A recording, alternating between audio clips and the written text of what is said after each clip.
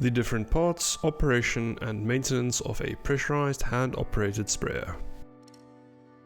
Pressurized hand-operated sprayers operation. Who uses pressurized hand-operated sprayers?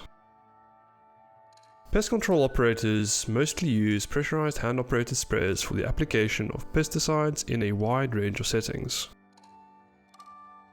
The pesticides used are mostly diluted, or in some cases concentrated. Always see the label instructions to confirm the pesticide's compatibility with a pressurized hand-operated sprayer.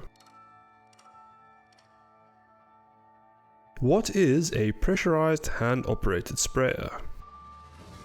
A pressurized hand-operated sprayer is a type of pesticide application equipment.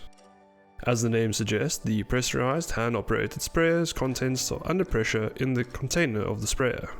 This container is usually constructed from stainless steel, although plastic variants are available too.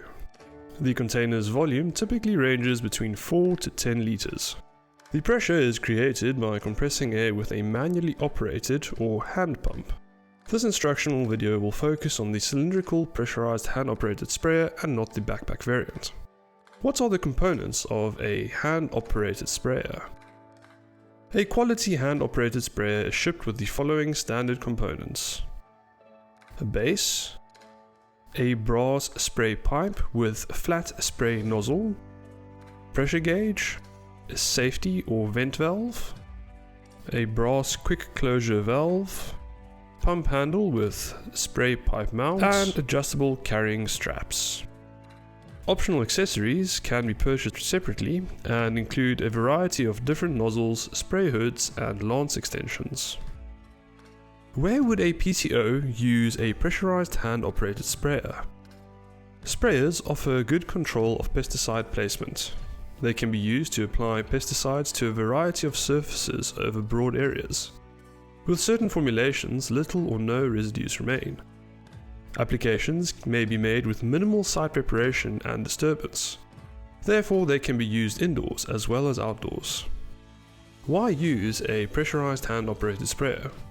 Since pressurized hand-operated sprayers are reusable, portable, and efficient in the application of a wide range of pesticides, they are widely considered to be the standard application equipment for pesticide application. Every PCO must have this equipment in their toolkit. How do you operate a hand-operated sprayer? Always start with safety in mind first. Before each use, check the device to ensure that it is in a fault-free condition. Inspect all screw joints and ensure that they are adequately tightened. Perform a leak test by filling the container with water. Proceed to use the hand pump to create pressure. Observe the device for any hissing sounds or leaks.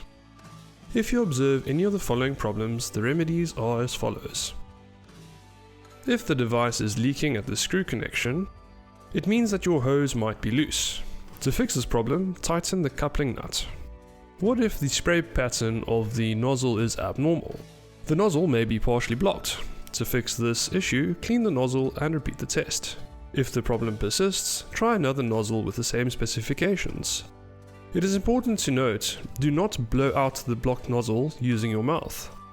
Also, do not point the end of the spraying lance at yourself when unscrewing it.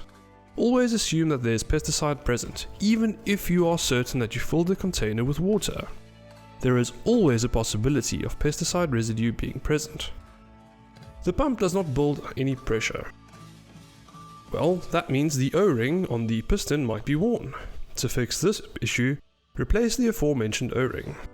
Only start spraying once you are satisfied with the results of the safety check. Remember that you may be exposed to hazards that could injure you when handling the device and the spraying agents.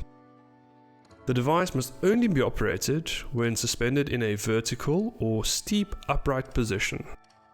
Pressing the actuation lever down on the quick closure valve initiates the spraying process. The spraying process can be interrupted immediately by releasing the actuation lever. The optimum spray pressure for the best possible distribution of spray liquid is between 2 to 6 bars. Note that the pumping procedure makes it possible to influence the spray pressure at the nozzle. Perform repumping once the spray pressure falls below the desired range. Empty and clean the device as soon as it is safe to do so, following the maintenance steps to be discussed shortly. Pressurized hand-operated sprayers maintenance. Who is responsible for the maintenance of the hand-operated pressurized sprayer? The PCO using the equipment is responsible for carrying out suitable maintenance of said equipment. You should not trust other people to do this for you, as you are accountable for your equipment and safety. Leaving this task to other people might lead to them taking shortcuts that could cost you dearly. When must you carry out the maintenance of a pressurized hand-operated sprayer? After each use, clean the pressurized hand-operated sprayer. Where do you carry out the maintenance of a pressurized hand-operated sprayer? In a safe environment that actively prevents contamination of waterways, i.e. not in the street where contaminated water can drain into public waterways. An ideal environment should provide clean water for rinsing, and a container to catch runoff water and be free from uninformed people or animals.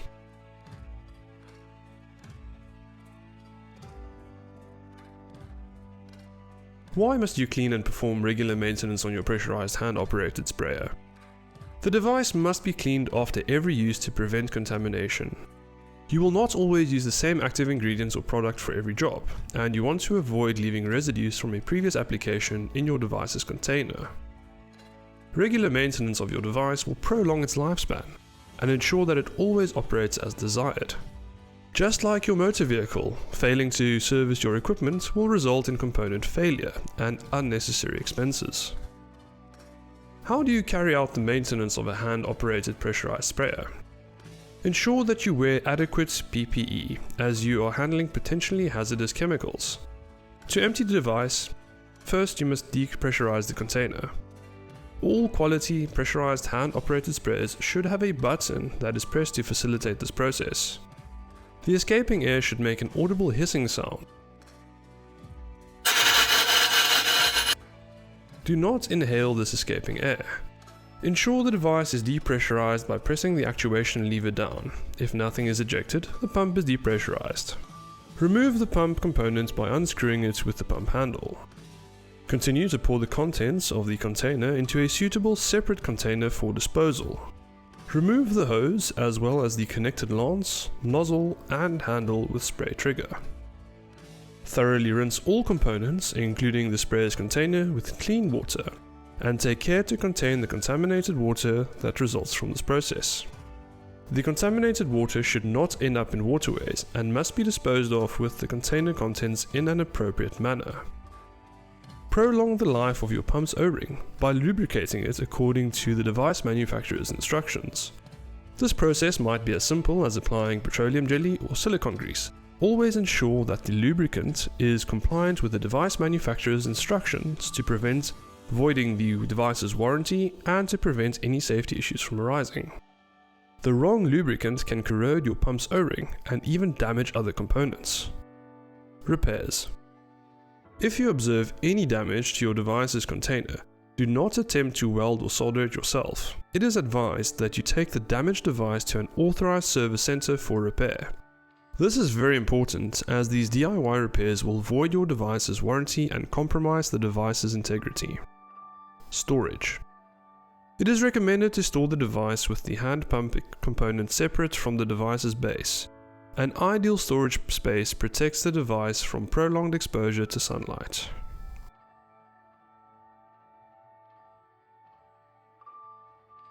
Thank you for watching.